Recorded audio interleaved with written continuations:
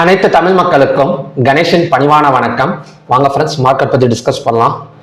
இன்னைக்கு மார்க்கெட் எப்படி ஒரு க்ளோசிங் கொடுக்க போகுது அப்படின்னா, ஒரு செல்லிங் ப்ரெஷர், அதாவது ஒரு ரெட் கலர் கேண்டில் ஃபார்ம் ஆக போகுது அப்படிங்கிற மாதிரி சொல்லலாம். இன்னைக்கு காலையில் கேப் அப் ஓப்பனிங் நடந்தது. ஸோ கேப் அப் ஓப்பனிங் நடந்தால் கூட எக்ஸ்பைரி, அதாவது சென்செக்ஸ் எக்ஸ்பைரி அதோட வேலையை காட்டிருச்சு அப்படிங்கிற மாதிரி சொல்லலாம். இப்போ நிஃப்டியெல்லாம் பார்த்தீங்க அப்படின்னா ஒரு கேப் அப் ஓப்பனிங் நடந்தது. எதனாலனா வார் சீக்கிரமாக முடிய போகுது அப்படிங்கிற மாதிரி நியூஸஸ் எல்லாம் வந்துட்டு இருக்கனால ஒரு நல்ல நேத்தெல்லாம் பார்த்தீங்க அப்படின்னா அமெரிக்கா பங்கு சந்தைகள்லாம் ஈவினிங் டைம்ல நல்லா மேலே வந்துட்டு இருந்தது.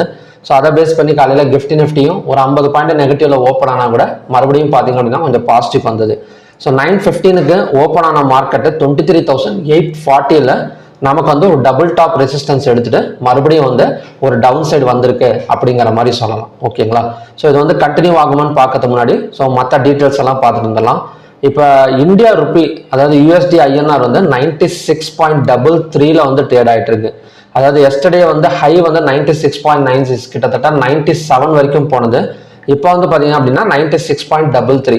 இது என்னதான் கொஞ்சம் அப்பப்போ கொஞ்சம் ஸ்ட்ராங் ஆனால் கூட ஒரு பெரிய அளவில் ஸ்ட்ராங் ஆகலை அப்படிங்கிற மாதிரி தான் சொல்லலாம். அதாவது ஏதாவது ஒரு நியூஸ் வர்றப்ப அந்த டைம்ல ஒரு 0.5 பாயிண்ட்ஸ், ஒரு என்ன சொல்றது அப்படின்னா 50 பைஸ் மட்டும்தான் நமக்கு ஸ்ட்ராங் ஆகுதே தவிர மறுபடியும் பார்த்தீங்க அப்படின்னா லோவை நோக்கி தான் போயிட்டு இருக்கு அப்படிங்கிற மாதிரி சொல்லலாம்.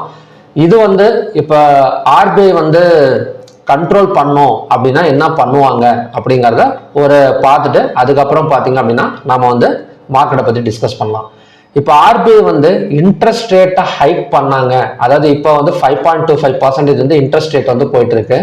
இந்த 5.25% ஒரு 5.50 இல்லைன்னா 5.75% இன்ட்ரெஸ்ட் ரேட்டை ஏத்தனாங்க, இன்க்ரீஸ் பண்ணாங்க அப்படின்னா ஸோ நமக்கு அந்த இடத்துல ருப்பி கொஞ்சம் ஸ்ட்ராங் ஆகக்கூடிய சான்சஸ் இருக்கு. அது எப்படிங்க அப்படின்னா, இப்போ இன்ட்ரெஸ்ட் ரேட் ஏத்துறப்ப இப்போ ஃபாரின் இன்வெஸ்டர்ஸ், அதாவது வெளிநாட்டு முதலீட்டாளர்கள் கொஞ்சம் இன்ட்ரெஸ்ட் கார்டு, அதாவது இன்ட்ரெஸ்ட் ரேட் இன்க்ரீஸ் பண்றப்ப முதலீடுகள் அதிகமாக இந்தியாவில் நடக்கிறதுக்கான வாய்ப்புகள் இருக்கு. அதாவது பாண்டு இந்த மாதிரி இடத்துல, அப்புறம் பங்கு சந்தைகள் இந்த மாதிரி இடத்துல பார்த்தீங்க அப்படின்னா அவங்க முதலீடை உள்ளார கொண்டு வராங்க. அப்படி கொண்டு வரப்ப டாலராக தான் கொண்டு வரும். ஓகேங்களா? ஸோ அப்படி டாலர் உள்ளார வரப்ப ஆட்டோமேட்டிக்காக நமக்கு இந்திய ரூபாயோட மதிப்பு பார்த்தீங்க அப்படின்னா மறுபடியும் ஒரு ஸ்ட்ராங் ஆகக்கூடிய சான்சஸ் நமக்கு இருக்கு. ஸோ எப்படியும் அடுத்த ஆர்பிஐ மீட்டிங்ல கண்டிப்பா இன்ட்ரெஸ்ட் ரேட்டை இன்க்ரீஸ் பண்ணுவாங்க.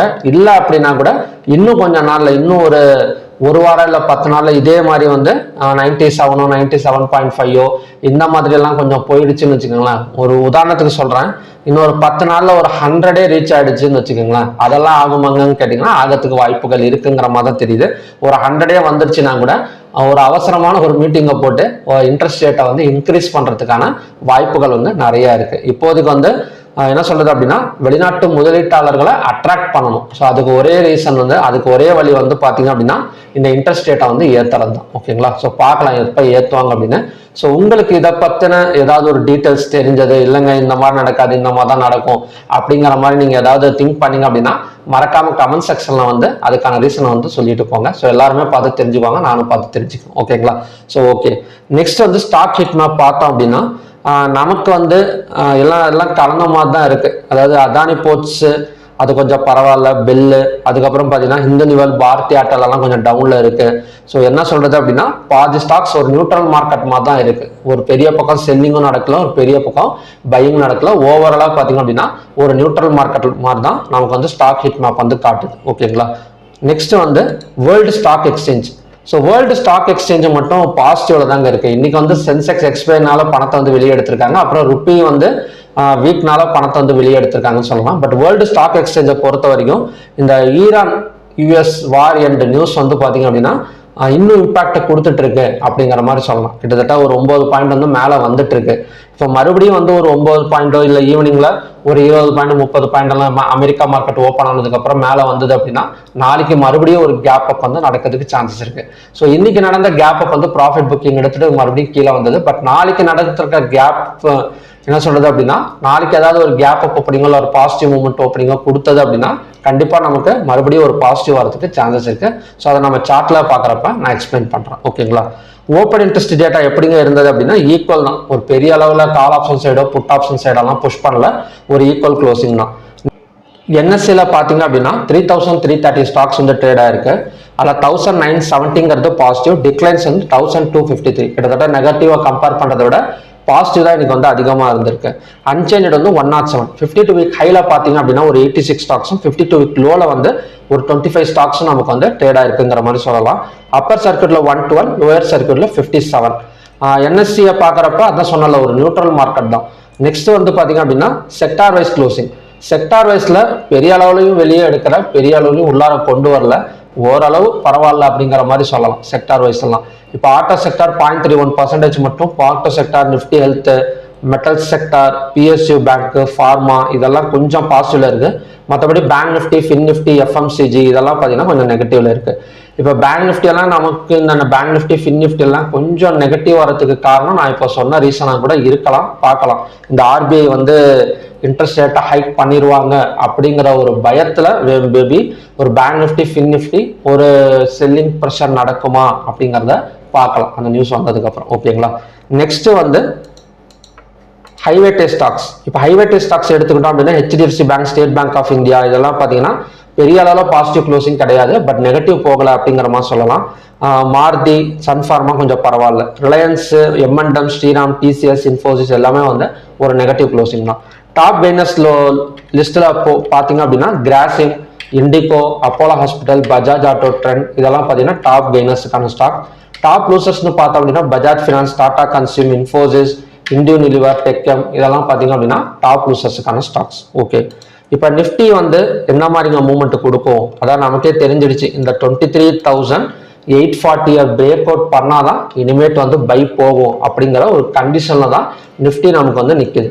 ஸோ ஓகேங்களா. இப்போ நிஃப்டி எல்லாம் பார்த்தீங்கன்னா தெரியும், இந்த இடத்துல நமக்கு வந்து ஒரு டபிள்யூ பேட்டர்ன், ஒரு ட்ரிபிள் பாட்டம் சப்போர்ட் எடுத்துட்டு மேலே வருது. ஓகேங்களா. இதையும் பிரேக் அவுட் பண்ணாதான் நமக்கு வந்து 24,597 வரைக்கும் போகணும். ஸோ பிரேக் அவுட் பண்றப்ப நான் கண்டிப்பாக வந்து அப்டேட் பண்றேன். இப்போ நாளைக்கு வந்து சப்போர்ட் அண்ட் ரெசிஸ்டன்ஸை மட்டும் நம்ம பார்க்கலாம்.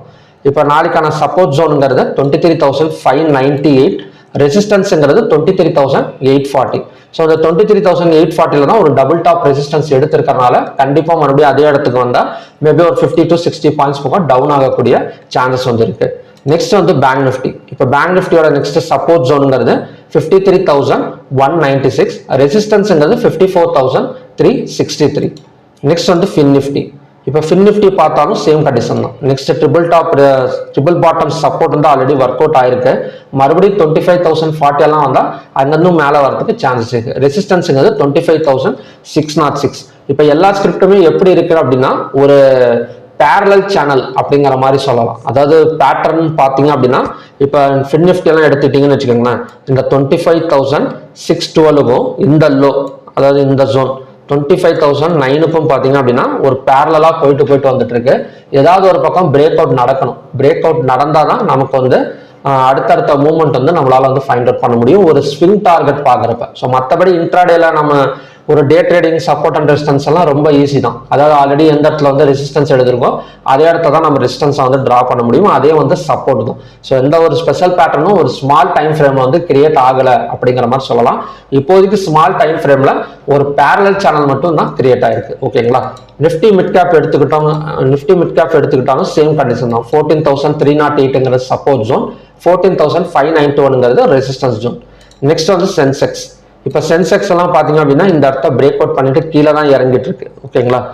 நமக்கு நெக்ஸ்ட் டார்கெட்டுங்கிறது செல் சைட் டார்கெட் 74,668, ரெசிஸ்டன்ஸுங்கிறது இந்த இடம். இப்போ ரெசிஸ்டன்ஸ் பார்த்தீங்க அப்படின்னா ஆல்ரெடி 4 டைம்ஸ் எடுத்திருக்கு. இந்த ஜோன் 75,741 தான் நமக்கான ரெசிஸ்டன்ஸ் ஜோன். ஸோ ஓவராலாக எப்படிங்க இருக்கு அப்படின்னா ஒரு பேரலல் சேனலுக்காக போயிட்டு வந்துட்டு இருக்கு. ஒரு சப்போர்ட் அண்ட் ரெசிஸ்டன்ஸ் கரெக்டாக ஒர்க் அவுட் ஆகக்கூடிய சான்சஸ் இருக்கு நாளைக்கு அப்படிங்கிற மாதிரி சொல்லலாம். ஓகேங்களா. நெக்ஸ்ட் வந்து க்ரூட் ஆயிலுக்கு போயிடலாம். இப்போ க்ரூட் ஆயில் சப்ளை காலையிலேருந்தே பார்த்தீங்க அப்படின்னா கொஞ்சம் மூவ்மெண்ட் அதிகமாக இருந்தது. பட் மார்னிங்ல வீடியோவில் நம்ம எப்படி பார்த்துருந்தோம்னா 9,520 பிரேக் அவுட் பண்ணால் 9,780 வரைக்கும் சான்சஸ் இருக்கு அப்படிங்கிற மாதிரி பார்த்துருந்தோம். பட் மறுபடியும் சப்ளை வந்து கிரியேட் ஆயிருக்கு. இந்த டுடே லோ, இன்னைக்கு லோ வந்து 9,389. ஸோ அதை பிரேக் அவுட் பண்ணிட்டு கேண்டில் கீழே க்ளோஸ் வச்சது அப்படின்னா 9,197 வரைக்கும் இன்னொரு 300 பாயிண்ட்ஸ் பக்கம் டவுன் ஆகக்கூடிய சான்சஸ் இருக்கு. சாரி 300 பாயிண்ட்ஸ்ல ஒரு 200 பாயிண்ட்ஸ் டவுன் ஆகக்கூடிய சான்சஸ் இருக்கு. இல்ல மறுபடியும் 9517 வந்தா அகைன் வந்து ரெசிஸ்டன்ஸ் எடுத்துட்டு நமக்கு வந்து செல்லிங் தான். ஸோ இப்போதைக்கு இந்த வார் எண்ட் நியூஸ் வந்து நமக்கு வந்து க்ரூட் ஆயில் வந்து சப்ளை தான் கிரியேட் பண்ணிட்டு இருக்கு. நேற்று என்னதான் இன்வென்ட்ரி வந்து நமக்கு டிமாண்ட் வந்தா கூட ஸோ அதெல்லாம் கண்டுக்கிற மாதிரி தெரியல. இப்போதைக்கு வந்து சப்ளை கிரியேட் பண்ணிருக்கு அப்படிங்கிற மாதிரி சொல்லலாம். இந்த இடம் வந்து நமக்கு சப்போர்ட்டா ஒர்க் அவுட் ஆனா கூட இந்த இடத்த பிரேக் அவுட் பண்ணணும். ஸோ இந்த இடத்த பிரேக் அவுட் பண்ணாதான் நமக்கு ஒரு பேட்டர்ன் கிரியேட் ஆகும். இந்த இடத்துல தான் பையிங் வந்து ஸ்டார்ட் ஆகும். ஓகேங்களா? ஸோ ரொம்ப வெயிட் பண்ணி தான் நம்ம வந்து ஒரு டிசிஷன் எடுக்கிற மாதிரி இருக்கு க்ரூட் ஆயிலை பொறுத்த வரைக்கும். நெக்ஸ்ட் வந்து நேச்சுரல் கேஸ். ஸோ நேச்சுரல் கேஸும் லோவாக பிரேக் அவுட் பண்ணியிருக்கு. ஸோ அதோட நெக்ஸ்ட் டார்கெட் அண்ட் சப்போர்ட்னு பார்த்தோம் அப்படின்னா 287. ஸோ 287 வந்து அங்கேருந்து பை எடுக்கிறதுக்கான சான்சஸ் வந்து இருக்கு. Gold and silver. இப்போ கோல்ட் அண்ட் சில்வரை பொறுத்த வரைக்கும் மார்னிங்ல நம்ம எப்படி பார்த்துருந்தோம் அப்படின்னா ஒரு பையிங் ஜோன்ல தான் இருக்கு அப்படிங்கிற மாதிரி பார்த்துருந்தோம். ஸோ கோல்டோட நெக்ஸ்ட் பை சைட் டார்கெட் வந்து 1,60,267.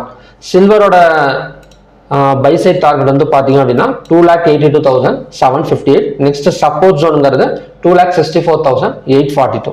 ஸோ ஓவராலாக சில்வர் அண்ட் கோல்டில் வந்து பெரிய மூவ்மெண்ட் வந்து கிடையாது. அதாவது ஒரு குறிப்பிட்ட ரேஞ்சுக்குள்ளார தான் போயிட்டு வந்துட்டு இருக்கனால ஸோ இன்னும் அந்த சப்போர்ட் ரெசிஸ்டன்ஸ் தான் ஒர்க் அவுட் ஆகும். அது பிரேக் அவுட் பண்ணாதான் நம்ம சப்போர்ட் அண்ட் ரெசிஸ்டன்ஸ் வந்து சேஞ்ச் பண்ணுற மாதிரி இருக்கும். ஓகேங்களா?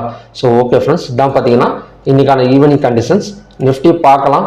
ஸோ நிஃப்டியோட க்ளோசிங் எப்படி இருக்கு அப்படின்னா கிட்டத்தட்ட ஒரு 5 பாயிண்ட்ஸ் க்ளோஸ் ஆயிருக்கு. பேங்க் நிஃப்டி ஒரு 121 பாயிண்ட்ஸ் பக்கம் க்ளோஸ் ஆக போகுது. ஓவராலாக எல்லாமே வந்து ஒரு நெகட்டிவ் க்ளோசிங் அப்படிங்கிற மாதிரி சொல்லலாம். ஓகேங்களா? இந்த எம்எஸ்சி வேர்ல்டு ஸ்டாக் எக்ஸ்சேஞ்ச் வந்து ஒரு 8 பாயிண்ட் போயிட்டு இருக்கு. இது ஏதாவது ஈவினிங்ல ஒரு 20 பாயிண்ட் 30 பாயிண்ட் எல்லாம் கொஞ்சம் மேலே வந்தது அப்படின்னா மறுபடியும் வந்து ஒரு கேப் அப் ஓப்பனிங் அப்படிங்கிற மாதிரி சொல்லலாம். ஓகேங்களா? அதாவது குளோபல் இண்டெக்ஸை வச்சு நிறைய பேர் கேட்குறாங்க ஹோல்டு பண்ணலாமா? இப்போ குளோபல் இண்டெக்ஸ் வந்து ஒரு 8 பாயிண்ட் காட்டுதுங்க. மறுபடியும் வந்து நம்ம ஒரு 330க்கு போயிட்டு ஏதாவது ஒரு ஆப்ஷன்ஸ் வந்து ஹோல்டு பண்ணலாமா அப்படின்னு கேட்டிங்க அப்படின்னா 50-50 ஒர்க் அவுட் ஆகக்கூடிய சான்சஸ் இருக்கு. ஏன்னா நம்ம மார்க்கெட் 3:30க்கு முடிஞ்சிடும். இப்போ குளோபல் இண்டெக்ஸ் பாசிட்டிவ்ல காட்டுற மாதிரி இருக்கும். திடீர்னு ஈவினிங்ல ஏதாவது ட்ரம்ப் நியூஸ் கொடுத்தாருன்னு வச்சுக்கோங்க. ட்ரம்ப் நியூஸ்னு இல்லை, ஏதோ ஒன்று ஒரு அமெரிக்கன் பங்கு சந்தை ஏதாவது ஒன்று ஒரு பாசிட்டிவ்லயோ நெகட்டிவ்லயோ பெரிய அளவில் இருந்தது அப்படின்னா இந்த பாசிட்டிவ் கண்டினியூ ஆயிடுச்சு அப்படின்னா காலையில் நம்ம நினைச்ச மாதிரி பாசிட்டிவ்ல ஓப்பன் ஆயிடும். இல்லை அப்படின்னா கூட நம்ம வந்து ஏதாவது ஒரு என்ன சொல்றது அப்படின்னா செல்லிங்ல போகிறதுக்கு சான்சஸ் இருக்கு. ஸோ இந்த மாதிரி டைம்லலாம் நம்ம எப்படி வந்து ட்ரேட் பண்ணலாம் அப்படின்னா ஸ்ப்ரெட் டெக்னிக்ஸ் வந்து யூஸ் பண்ணலாம். அதாவது புல் கால் ஸ்ப்ரெட்டு, புல் புட் ஸ்ப்ரெட்டு, அப்புறம் பியர் கால் ஸ்ப்ரெட்டு, பியர் புட் ஸ்ப்ரெட் எல்லாம். ஸோ இந்த மாதிரி ஸ்ப்ரெட் டெக்னிக்ஸை யூஸ் பண்ணுறப்ப நம்ம வந்து கொஞ்சம் லாஸஸை வந்து பெரிய அளவில் வந்து தவிர்க்கலாம். இப்போ நேக்கடாக ஒரு கால் ஆப்ஷனை புட் ஆப்ஷனை வந்து நம்ம பை பண்ணி வச்சுக்கிட்டோம் அப்படின்னா அது ரிஸ்க் தான். ஸோ அந்த இடத்துல இந்த ஸ்ப்ரெட் ஸ்ட்ராட்டஜியெல்லாம் நம்ம யூஸ் பண்ணி கொஞ்சம் ஹெட்ஜிங் பண்ணி வச்சுக்கிட்டோம்னு வச்சுக்கோங்களேன், நமக்கு கேப் அப்போ கேப் டவுனும் விழுந்தா கூட நம்ம வந்து பெரிய அளவில் வந்து பயப்பட தேவை கிடையாது. ஓகேங்களா? ஸோ அந்த மாதிரி இடத்துல நம்ம ஒரு ப்ரிடிக்ஷன் பண்ணிட்டோம் அப்படின்னா இந்த ஸ்ட்ராட்டஜியெல்லாம் அப்ளை பண்ணுறப்ப ரொம்பவே நல்ல ஒரு அவுட்புட் வந்து நமக்கு வந்து கொடுக்கும். ஒரு நேக்கடாக கால் ஆப்ஷனை புட் ஆப்ஷனை பை பண்ணுறத விட இந்த மாதிரி ட்ரை பண்ணலாம். ஓகே. ஸோ ஓகே ஃப்ரெண்ட்ஸ், மறுபடியுமே பார்த்தீங்க அப்படின்னா இன்னொரு நல்ல ப்ரிடிக்ஷன் வீடியோட நான் வந்து மீட் பண்ணுறேன். Thank you very much.